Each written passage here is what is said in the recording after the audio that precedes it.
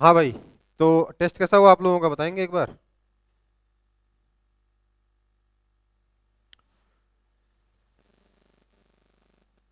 Hello everyone, are you guys here? Yes sir. हाँ, test कैसा हुआ?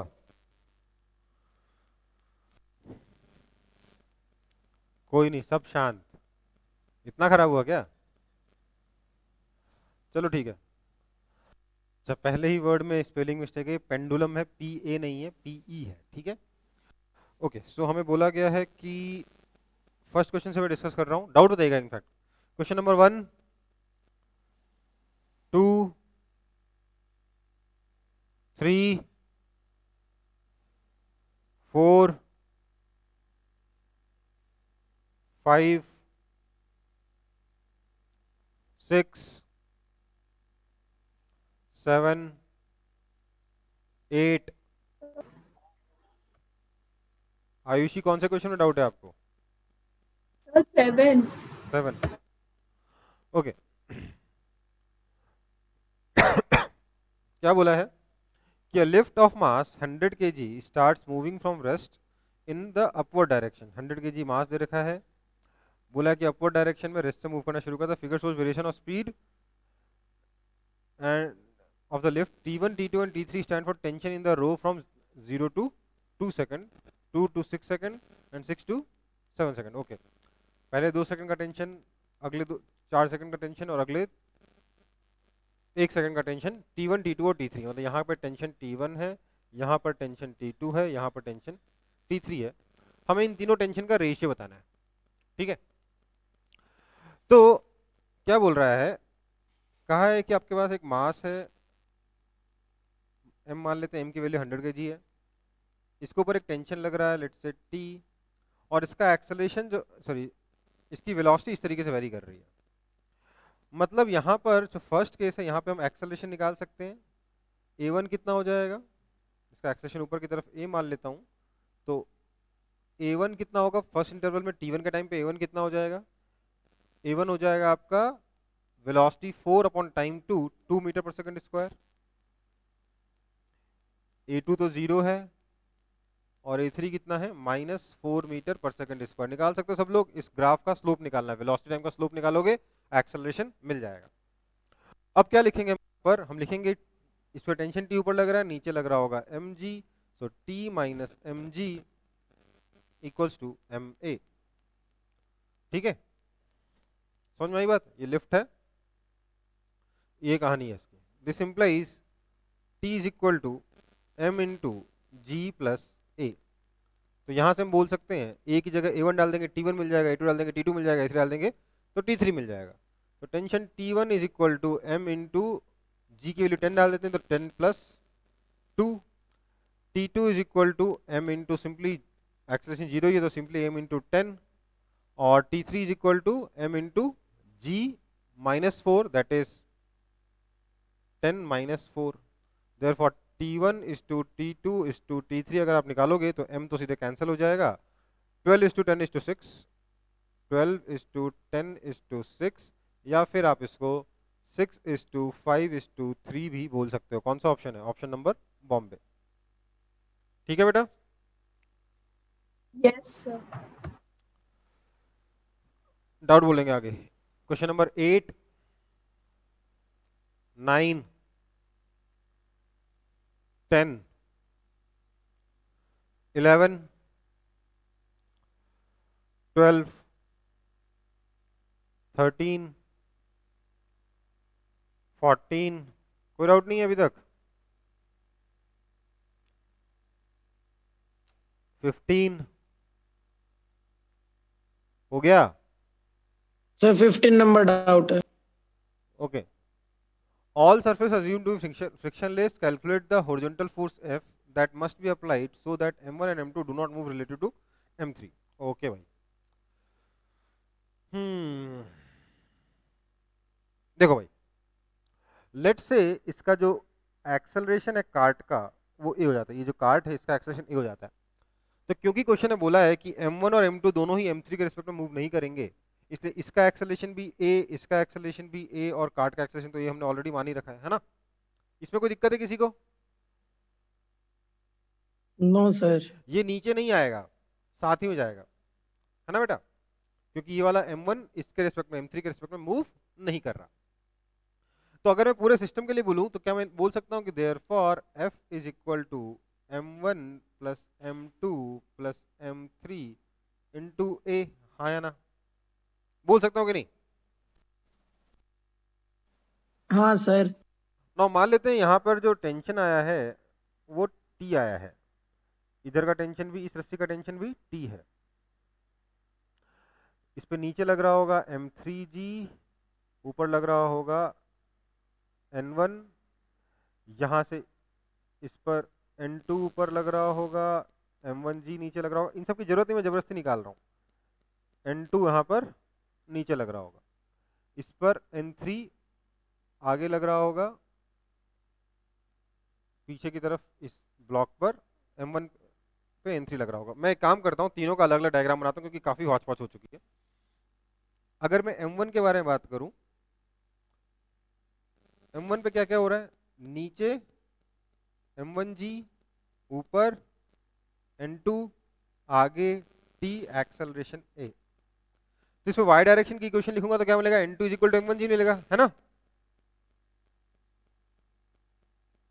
और x डायरेक्शन, सच बताऊं मैं y डायरेक्शन की एक भी इक्वेशन नहीं लिखूंगा, मेरा क्वेश्चन सॉल्व हो जाएगा, बट फिर भी मैं लिख के बता रहा हूं क्योंकि मुझे कुछ सिखाना है। तो tension T is equal to M1A, है ना बेटा। ये आपकी इक्वेशन 1 बन गई। N2 M1G y डायरेक्शन की इक्वेशन का अपन लोग अलग से बाद में जो मुझे बात करनी कर लूंगा। अगर मैं M2 के बारे में बात करूं तो M2 के साथ क्या हो रहा है बेटा, M2 पे फोर्स लग रहा है आगे की तरफ N3, इसका एक्सेलरेशन है A, नीचे लग रहा है M2G, ऊपर लग रहा है टेंशन T, है ना। यही सिचुएशन है M2 की। किसी को दिक्कत है तो बता दो, नहीं दिक्कत है तो y डायरेक्शन लिखूंगा तो क्या आ जाएगा, T is equal to M2G, ठीक है। ये मेरे काम की इक्वेशन है, इसको मैं इक्वेशन नंबर 2 बोल दे रहा हूं। x डायरेक्शन लिखूंगा N3 इज इक्वल टू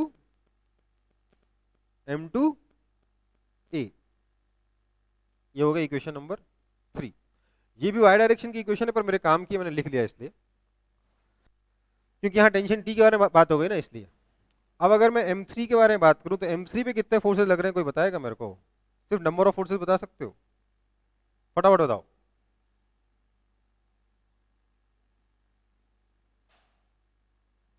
फटाफट बोलो। 3।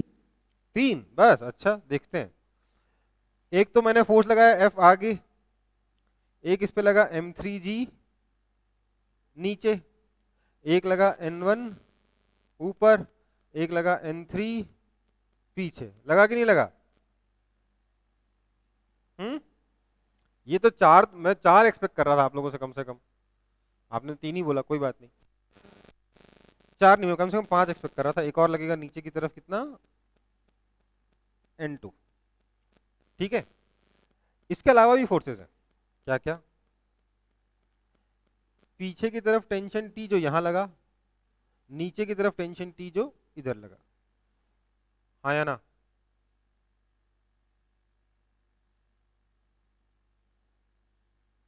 समझ में आई बात? ये समझ में आ रहा है? यहां पर जो पुली पुली तो इसके साथ अटैच्ड है ना M3 के साथ, तो इस पे टेंशन T पीछे और टेंशन T इफेक्टिवली इसी पे लगा कि नहीं लगा, M3 पे लगा कि नहीं लगा? लगा सर। लगा ना। तो क्या हुआ, अब हम क्या लिखेंगे, F minus T minus N3 is equal to M3A। ये मेरी इक्वेशन 4 बन गई। y डायरेक्शन की इक्वेशन क्या लिख रहा हूं मैं, N1 minus N2 minus T minus M3G is equal to 0। ये आपकी इक्वेशन 4 आ गई। मैं y 5 आ गई। मैं y डायरेक्शन की इक्वेशन सिर्फ इसलिए बता रहा हूं बार बार क्योंकि मैं आपको ये दिखाना चाहता था, ये जो N1 आया ना, ये किसके बराबर आया मालूम है, ये आया m1g plus m2g plus m3g तीनों के बराबर। क्यों? क्योंकि सिस्टम को अगर देखोगे तो सिस्टम का y डायरेक्शन में कोई एक्सेलरेशन है क्या? है क्या? No sir. टोटल मास कितना है? m1 plus m2 plus m3, तो टोटल ग्रेविटेशनल पुल कितना लग रहा होगा नीचे की तरफ? m1 plus m2 plus m3 into जी। हाँ या ना? हाँ सर। है ना? तो टोटल वेट जो नीचे लग रहा है उसको n1 बैलेंस करेगा, तो n1 कितना हो जाएगा? m1g plus m2g plus m3g। आप चाहो तो n2 की वैल्यू यहाँ से डाल दो, n2 इज इक्वल टू कहाँ गया? m1g, और टेंशन t की वैल्यू यहाँ से डाल दो m2g, तो क्या हो गया? m1g plus m2g plus m3g आया कि नहीं आया? n1 आया? Yes sir. ठीक है। अब ये जो अपनी इक्वेशन नंबर, ये जो चार इक्वेशन है ना, इनको सॉल्व करके मेरे को बेसिकली f की वैल्यू निकालनी है। अच्छा, बेसिकली ये भी है मेरे पास एक इक्वेशन, मुझे f निकालना है ना, मुझे बेसिकली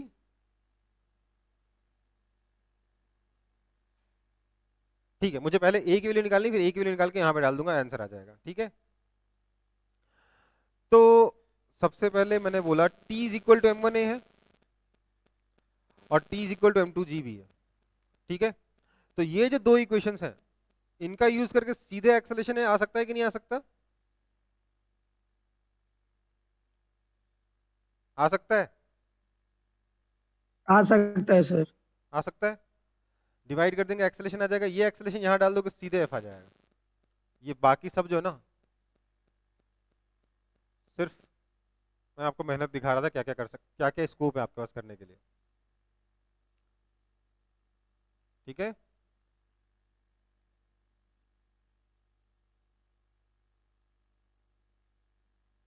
समझ में आई बात? Yes sir. क्वेश्चन उतना लंबा नहीं जितना मैंने बताया। ये इक्वेशन बनाई, ये दो इक्वेशन बताई, डिवाइड करके डाल दिया आंसर। ठीक है, बेसिकली आपका फोकस होना चाहिए एक्सेलरेशन के लिए, और एक्सेलरेशन का फोकस करोगे तो सिर्फ m1 और m2 के बारे में बात करने की जरूरत है, इस m3 के बारे में बात करने की जरूरत ही नहीं है ना? हाँ या ना? चलो हाँ सर। आगे बढ़ रहा हूँ। ये क्वेश्चन कितने लोगों से सॉल्व हुआ?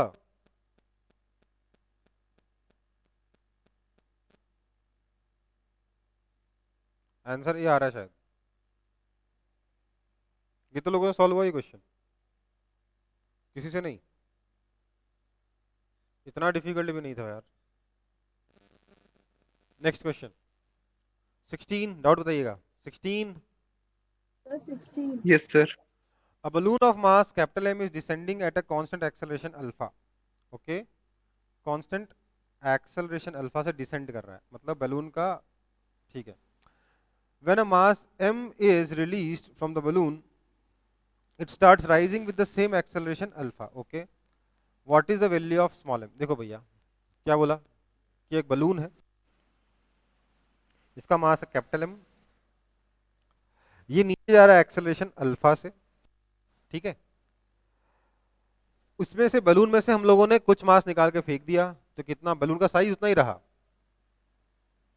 लेकिन मास कितना हो गया? Capital M minus small m, और इसका एक्सेलरेशन हो गया ऊपर की तरफ अल्फा। ऐसा क्यों हुआ? ऐसा इसलिए हुआ क्योंकि बलून का साइज वही है, और आप लोगों ने क्लास 9 में पढ़ा था बॉइंट फोर्स, पढ़ा था कि नहीं पढ़ा था? Yes, sir. बॉइंट फोर्स कितना होता है? Weight of the fluid displaced. Balloon क्यों ऊपर राइज करता है? क्योंकि वो एयर को डिस्प्लेस करता है, एयर का जितना एयर को डिस्प्लेस करता है उसका वेट ऊपर की तरफ लगता है ना? हाँ है ना? यही होता है ना बॉइंट फोर्स। Yes, sir. और क्योंकि दोनों बार में वॉल्यूम चेंज नहीं आ रहा है, सिर्फ मास में चेंज आ रहा है, इसलिए बॉइंट फोर्स में कोई फर्क नहीं पड़ेगा। तो क्या होगा? पहले केस में नीचे लग रहा है mg, ऊपर लग रहा है b। इस केस में नीचे लग रहा है capital M minus small m into g, ऊपर लग रहा है b। इसके लिए इक्वेशन लिखेंगे, नीचे की तरफ प्लस मान ले रहा हूँ, ऊपर की तरफ माइनस मान ले रहा हूँ, इसमें ऊपर की तरफ प्लस मान लेता हूँ, नीचे की तरफ माइनस मान लेता हूँ। क्या लिखूंगा यहाँ पे? mg minus point force is equal to m alpha, this is equation 1। इसके लिए क्या लिखूंगा? इसके लिए लिखूंगा कि point force minus capital M minus small m into g is equal to capital M minus small m into alpha. मुझे point force में कोई इंटरेस्ट नहीं है, इसलिए मैं क्या करूंगा? दोनों इक्वेशंस को ऐड कर दूंगा। 1 + 2 किया, पॉइंट फोर्स कैंसिल हो गया, क्या बचा, capital M minus small m into g is equal to 2m minus small m into alpha. This implies ये हो गया mg is equal to 2m minus small m times alpha. Acceleration की value आ गई, अल्फा की value आ गई कितनी, alpha is equal to small m g upon 2 capital M minus small m. अच्छा, हमें स्मॉल एम जी निकल जाएगा, हाँ या ना, निकल जाएगा ना यहाँ से स्मॉल एम। Yes sir. ठीक है बेटा,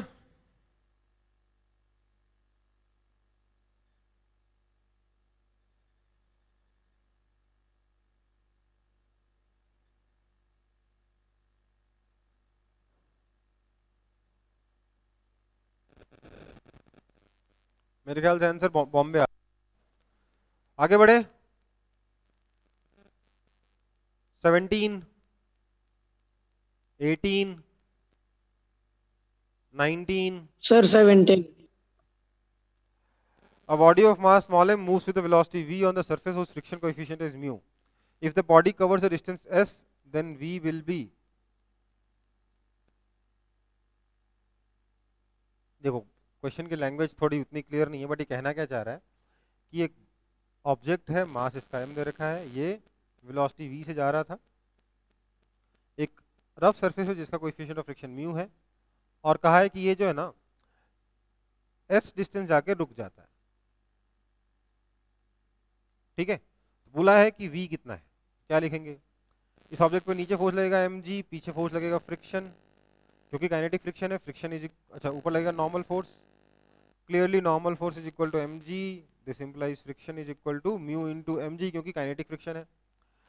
तो इसका एक्सेलरेशन पीछे हो जाएगा या अगर मैं तो एक्सेलरेशन पीछे हो जाएगा कितना, this acceleration is equal to minus mu g, friction upon mass. तो अगर मैं आगे की तरफ प्लस और पीछे की तरफ माइनस लिख के इक्वेशन लिखूं तो बोलूंगा u is equal to v, acceleration is equal to minus mu g, displacement is equal to s, final velocity is equal to 0।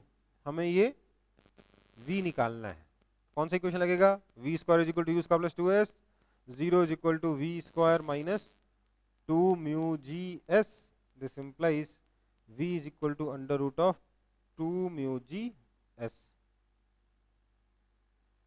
Option आगरा, ठीक है बेटा।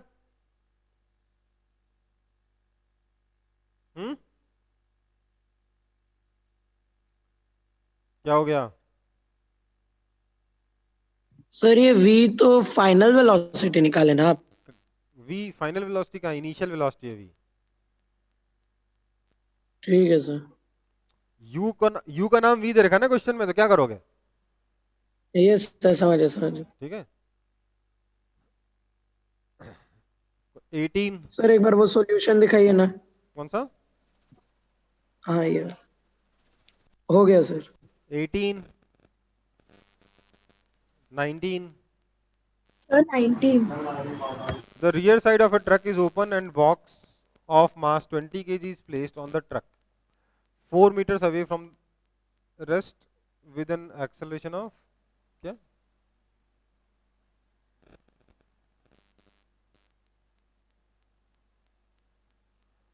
अच्छा, the truck starts from rest with the acceleration of इतना, अच्छा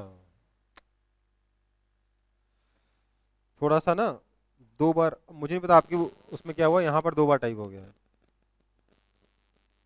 A box of mass 20 kg is placed 4 meters away from,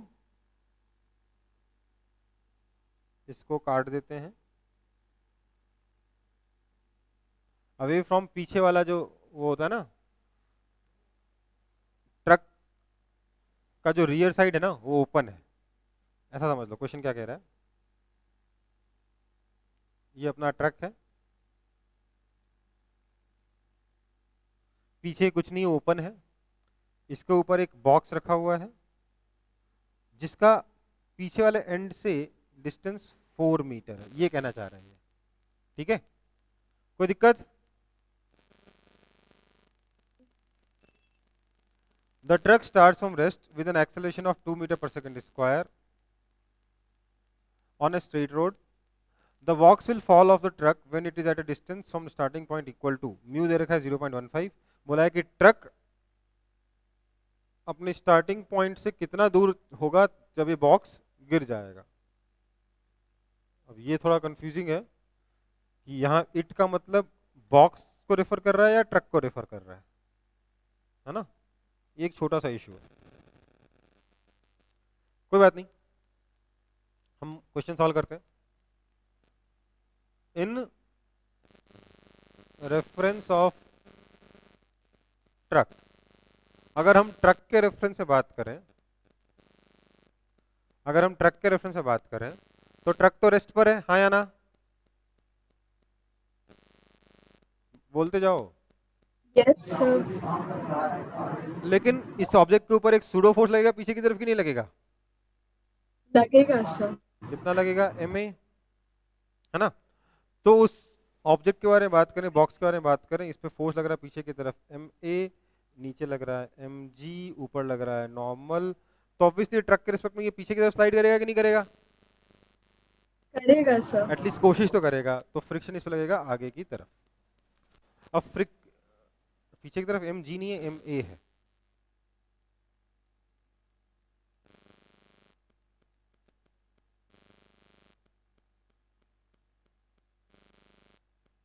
ये ma पीछे, ठीक है. ए कितना है? 2 मीटर पर सेकंड स्क्वायर. अब क्लियर सी बात है, नॉर्मल कितना है? mg के बराबर. तो फ्रिक्शन जो है less than equal to mu mg. This implies friction जो है वो less than equal to mu कितना है? 0.15.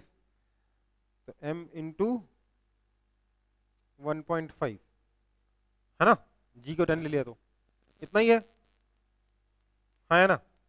हाँ. ये जो लिमिटिंग फ्रिक्शन है ये ma से कम है, हाँ या ना, क्योंकि एक्सेलरेशन कितना है? 2 मीटर पर सेकंड स्क्वायर. तो ये स्लाइड तो पीछे की तरफ करेगा कि नहीं करेगा?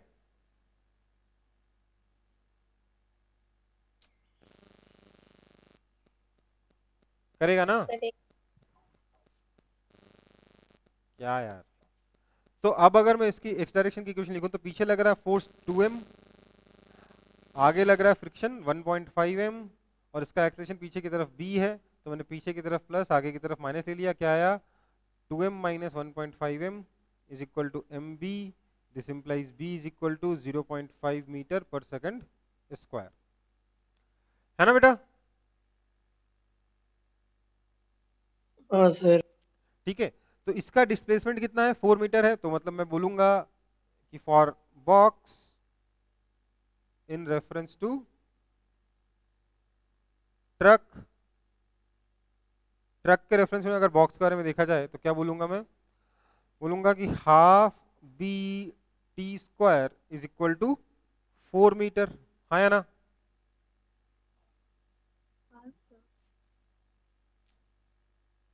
हाँ या ना. Yes, sir.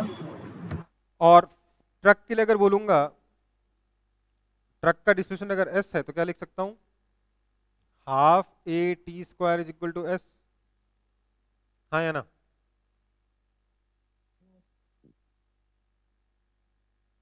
क्लियर है? Yes, sir. अगर मैं डिवाइड Yes, कर दूं तो sir. क्या बच जाएगा? a by b is equal to s by 4. Divide कर दिया 2 को 1 से, क्या बना? This implies displacement s is equal to a कितना है बेटा? 2 मीटर पर सेकंड स्क्वायर. b कितना है? 0.5. दोनों तो ये आ गया s is equal to 2 upon 0.5, 4 into 4 16 meter. तो ट्रक का डिस्प्लेसमेंट कितना हो जाएगा? 16 मीटर. बॉक्स का उससे 4 मीटर कम, तो 12 मीटर. 12 मीटर ऑप्शन में नहीं है, इसका मतलब इट क्या था? ट्रक था, बॉक्स नहीं था. ठीक है. तो आंसर क्या हो जाएगा? 16 मीटर. क्लियर है बेटा?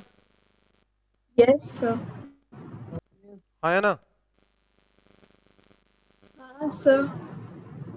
कॉपी कर लो.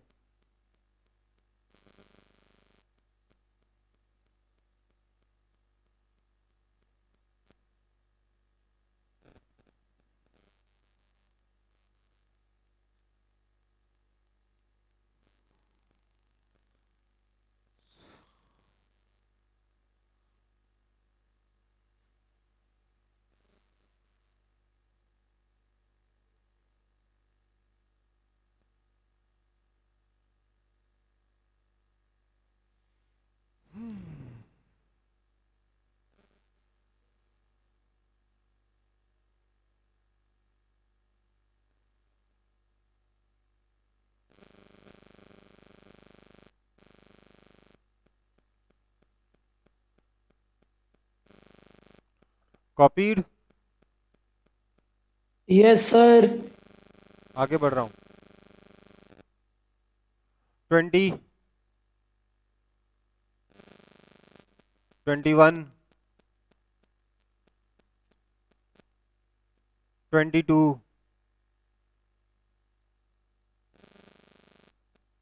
23,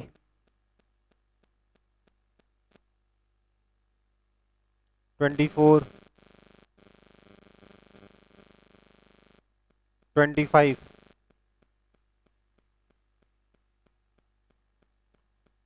26,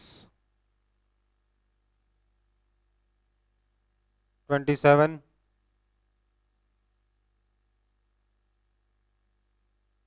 28, 28 हो गया पक्का?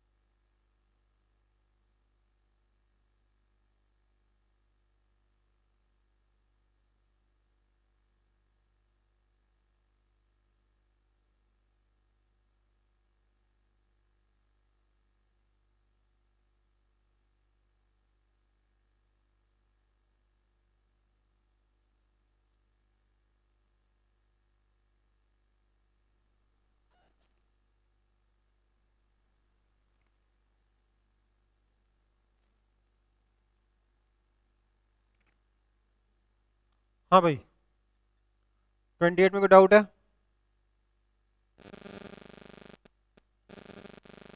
जल्दी बोलो,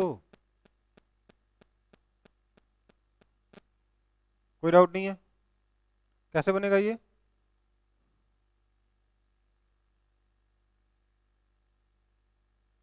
कैसे बनेगा ये? कैसे सॉल्व करेंगे? ऊपर भी 6 kg पे ऊपर भी फ्रिक्शन पीछे लगेगा, नीचे भी फ्रिक्शन पीछे लगेगा। ऊपर वाले पे नॉर्मल फोर्स कितना होगा? 2G, नीचे वाले कितना हो जाएगा? 8G, है ना? तो दोनों का उस हिसाब से फ्रिक्शन निकाल के फिर सॉल्व करोगे। 29, Sir, 29. a given object takes n times as much time to slide down on 45-degree rough incline as it takes to slide on a perfectly smooth 45-degree incline. The coefficient of kinetic friction between the object and the incline is given by। देखो भाई क्या बोला है, मान लो आपका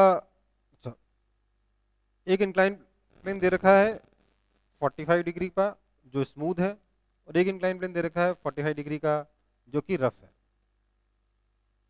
ठीक है, यहाँ पे एक ब्लॉक स्लाइड किया, दोनों का साइज सेम है, यहाँ पे एक ब्लॉक स्लाइड किया, तो यहाँ पे तो अपन को क्लियरली पता है इसका एक्सेलरेशन कितना हो जाएगा, जी साइन 45 डिग्री, मतलब जी बाय रूट 2। अगर इसकी लेंथ एल है तो मैं क्या लिख सकता हूँ, l is equal to half g by root 2 into t square. हाँ या ना? हाँ या ना? हाँ सर। इस केस में क्या होगा? हाँ सर। इस केस में क्या होगा, आपको बोला कि टाइम n टाइम्स लगा, इसमें यहाँ पे टाइम कितना लगा? nt लगा है। ठीक है, इसके ऊपर फोर्स लगेगा नीचे की तरफ mg साइन थीटा, इधर की तरफ mu mg cos 45 degree, right? तो इसका अगर एक्सेलरेशन ए बोलता हूँ तो लिख सकता हूँ कि m g sine 45 degree minus mu m g cos 45 degree is equal to m a. This implies acceleration is equal to g by root 2 into 1 minus mu. हाँ या ना? हाँ सर. हाँ या ना? हाँ सर. So हाँ now sir. according to question L is equal to half g by root 2 1 minus mu into n t का होल स्क्वायर. यही है ना? ठीक है. मुझे रिलेशन किस में बीच में चाहिए? मुझे रिलेशन चाहिए म्यू और n के बीच में. तो मुझे g नहीं चाहिए, l नहीं चाहिए. तो मैंने क्या किया, 1 को डिवाइड कर दिया इक्वेशन 2 से. क्या बना? 1 इक्वल्स टू, अच्छा 2 को 1 से करते हैं ना, 2 डिवाइडेड बाय 1. क्या बना? 1 equals to 1 minus mu n square, है ना? This implies mu is equal to 1 minus 1 by n square. ये आंसर है. म्यू स्क्वायर, हाँ यही है, sorry, mu is equal to 1 minus 1 by n square. Clear? Yes sir.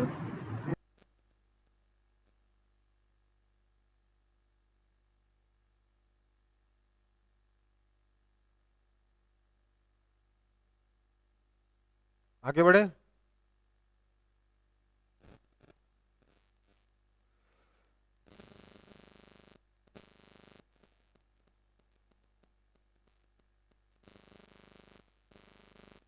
Thirty, 31, 32, 33, 34, 35, 36.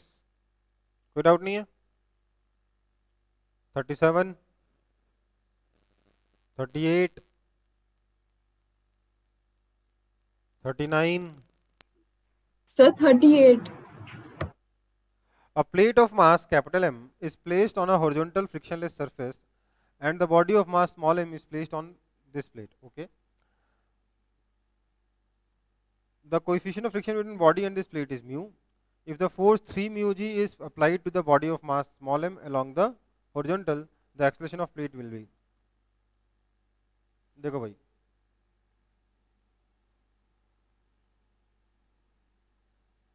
कहा है कि एक प्लेट है जिसका मास दे रखा है कैपिटल एम, एक ऑब्जेक्ट है जिसका मास दे रखा है स्मॉल एम, दोनों के बीच में कोएफिशिएंट ऑफ फ्रिक्शन म्यू है, नीचे सरफेस स्मूथ है. बोला है इस पे हमने फोर्स लगाया है 3 म्यू एम जी. पूछा गया है कि एक्सेलरेशन ऑफ प्लेट कितना होगा. ठीक है. अब यहां पर थोड़ा सा लफड़ा है. 2 ब्लॉक प्रॉब्लम तो है ये. अब इसमें कौन सा केस सही है, कौन सा केस गलत है, इसको चेक करने का कोई तरीका भी है कि नहीं है, देख लेते हैं एक बार. क्योंकि मास के बीच में कोई रिलेशन नहीं दे रखा है, राइट. देखते हैं. स्टैटिक फ्रिक्शन का केस कंसीडर करते हैं.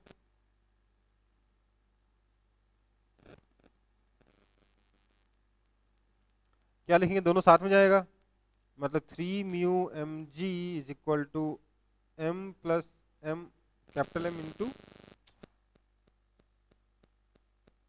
Small m plus capital M into acceleration ए.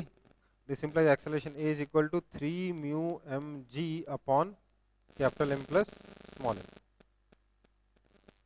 ठीक है. अब लिखूंगा कि फ्रिक्शन जो आएगा वो कैपिटल एम ए होगा. This implies mu, sorry, friction is equal to 3 mu capital M small m g upon capital M plus small m, but friction must be less than mu into normal, that is mu into small m g. तो अब इन दोनों को compare करने का तो कोई तरीका ही नहीं ना. कौन सा बड़ा है कौन सा छोटा बता ही नहीं सकते, क्योंकि कैपिटल एम और स्मॉल एम के बीच रिलेशन नहीं मालूम, है ना.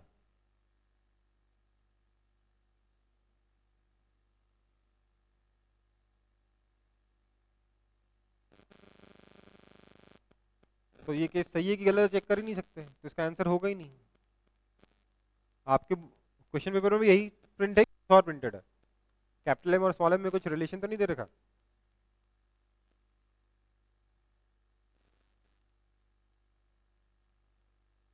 लग तो नहीं रहा देगा क्योंकि ऑप्शंस अलग अलग है ना, ऑप्शन में कैपिटल एम स्मॉल एम दोनों आ रहा है।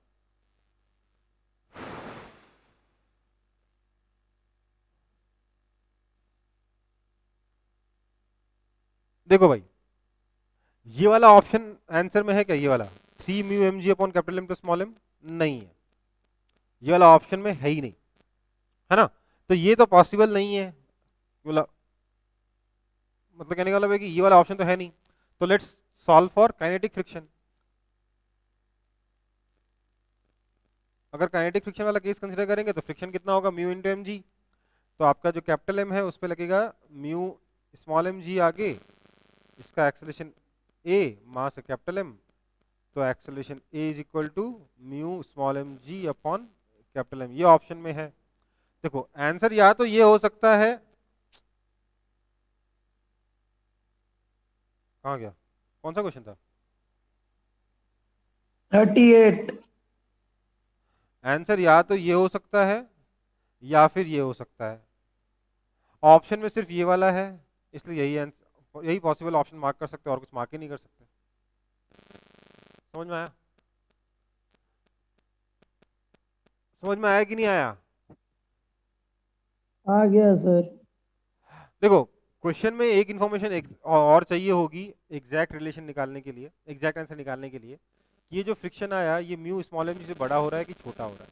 ठीक है, अगर ये बड़ा हो जाता है, ये आंसर अगर बड़ा हो जाता है तब तो फर्स्ट केस गलत हो जाएगा, सेकंड केस सही हो जाएगा। लेकिन इस क्वेश्चन में दिया नहीं गया, ठीक है, कुछ निकालने का तरीका दिया नहीं गया, तो ऑप्शन यही बचता है, दोनों केस सॉल्व करो। अगर दोनों का ऑप्शन अवेलेबल हो तो मल्टीपल करेक्ट हो जाएगा, एक ही ऑप्शन अवेलेबल है तो उसी को टिक करो, और क्या कर सकते हो, कुछ कर ही नहीं सकते।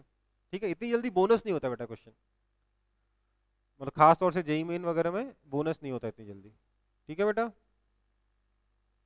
आगे बढ़े, जेई मेन नीट सर 37। 37, पीछे चले। A block of mass 15 kg is placed on a long trolley. The coefficient of friction between the block and the trolley is 0.18. The trolley accelerates from rest with 0.5 meter per second square for 20 seconds. Then what is the friction force? क्या बोला, एक block का मास दे दिया, लंबी trolley भी रख दिया, friction दे दिया, द ट्रॉली का एक्सेलरेशन दे दिया, then what is the friction force. Okay, देखो भाई, ब्लॉक का मास है m लेट से, ट्रॉली जा रही है आगे की तरफ, acceleration a is equal to 0.5 metre पर सेकंड स्क्वायर। ठीक है, क्या होगा कि इसके ऊपर फ्रिक्शन आगे लगेगा जिसकी वजह से ये एक्सेलरेट करेगा, लेट से एक्सेलरेशन b से करता है। हम लोग काइनेटिक फ्रिक्शन अगर मानते हैं, पहले स्टैटिक फ्रिक्शन का केस सॉल्व करते हैं ना, तो स्टैटिक फ्रिक्शन के लिए क्या हो जाएगा,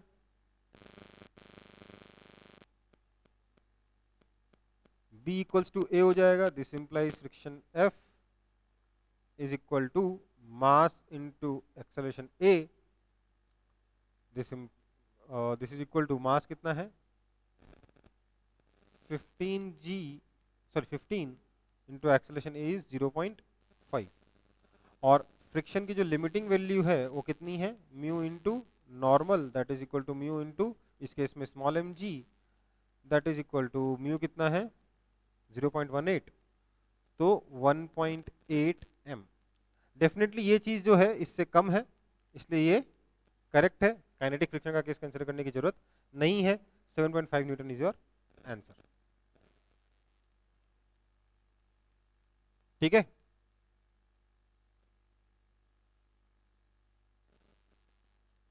यस सर। समझ में आया कि नहीं आया, लल्लू क्वेश्चन है बेटा। समझ गया सर। 39,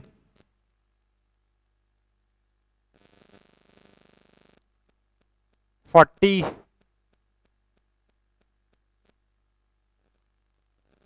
41,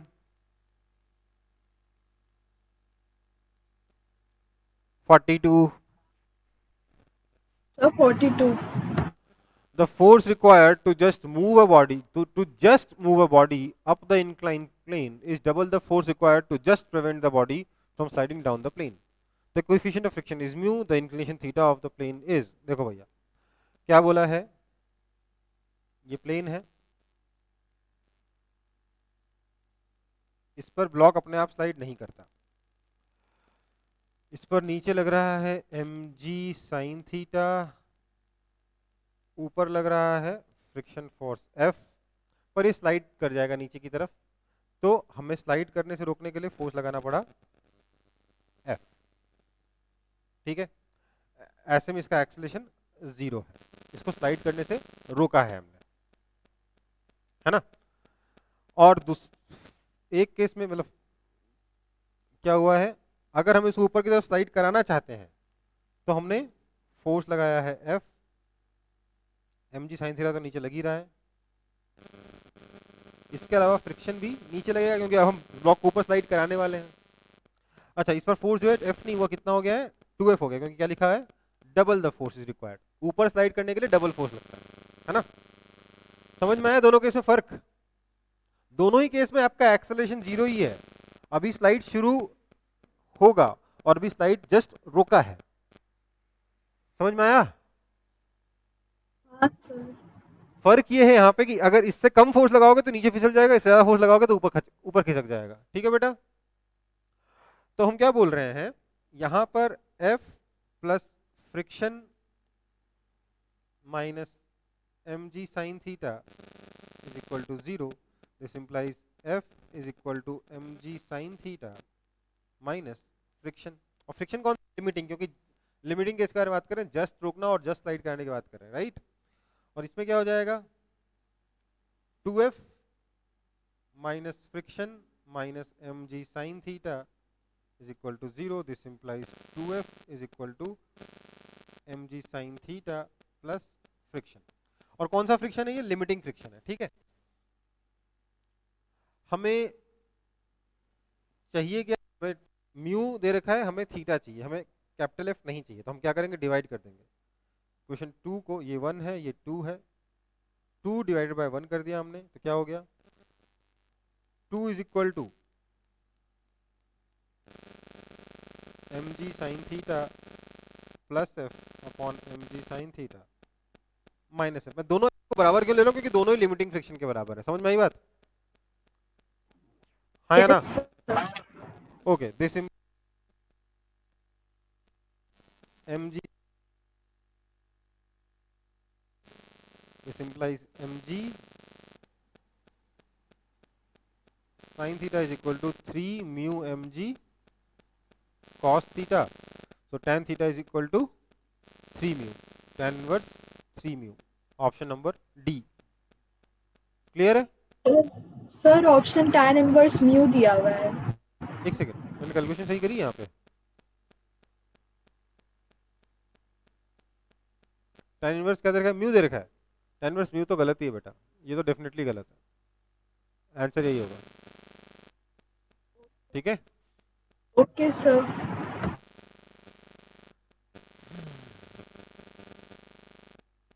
43,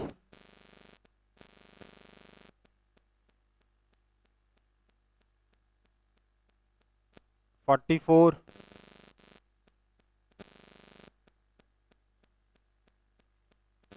45, कोई डाउट नहीं है?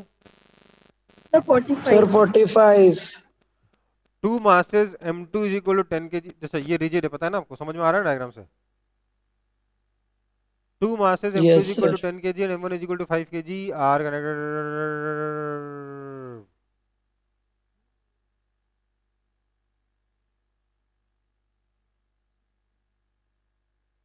देखो भाई,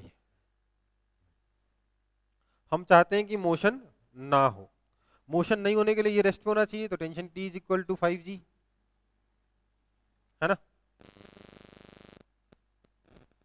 यस सर। यहां लगेगा नॉर्मल फोर्स ऊपर, ये टेंशन T को फ्रिक्शन फोर्स बैलेंस कर लेना चाहिए, तो tension T is also equal to friction, है ना। हाँ सर। तो clearly friction is equal to 5g।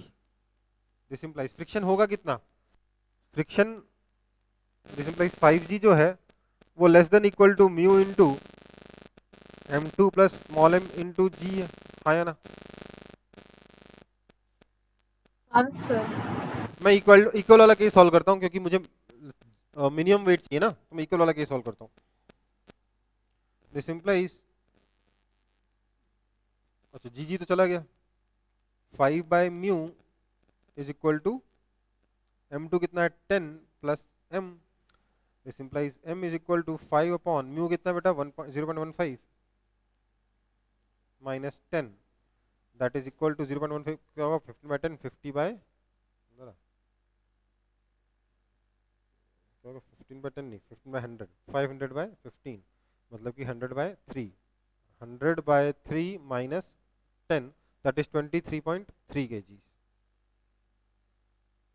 ठीक है बेटा।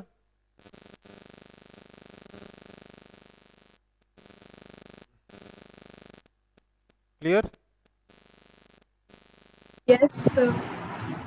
Yes sir. देखो आज वाला टेस्ट में कम से कम जो आपने क्वेश्चन पूछे हैं ना, ये क्वेश्चन देख के लगा कि हाँ आज वाले टेस्ट में कम से कम कुछ क्वेश्चंस तो ठीक ठाक थे। पहली बार मैं आपके टेस्ट में जो डाउट्स है कम से कम उन डाउट्स वाले लेवल से आई एम ओके। तो आज के टेस्ट में मार्क्स कैसे आए दैट इज इंपॉर्टेंट। खराब आए हैं क्या, बहुत ज्यादा बोल दो, खराब आए तो क्या दिक्कत है, मेरे से छुपा क्या फायदा, मैं तो तुरंत लिस्ट निकाल लूंगा।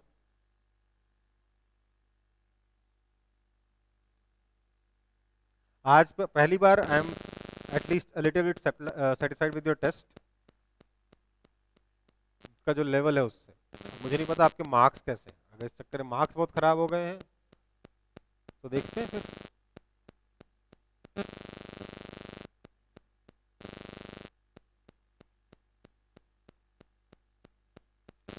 चलो ठीक है। अच्छा मैंने बोला था मैं आज पिछला वाला टेस्ट भी डिस्कस कर दूंगा, बट इसी टेस्ट में डिस्कशन में काफ़ी टाइम लग गया अपन को। पिछला टेस्ट हम लोग अभी छोड़ ही दे रहे हैं, नेक्स्ट क्लास में, next doubt class, next discussion class में देखते हैं, अगर टाइम बचता है तो करेंगे। ठीक है, जनरली हमारा आधे घंटे में हो जा रहा था, इस बार अपन को करीब करीब 55 मिनट्स लग गए। ठीक है, चलो अभी के लिए क्लास ओवर है, थोड़ी देर में दोबारा ज्वाइन करना।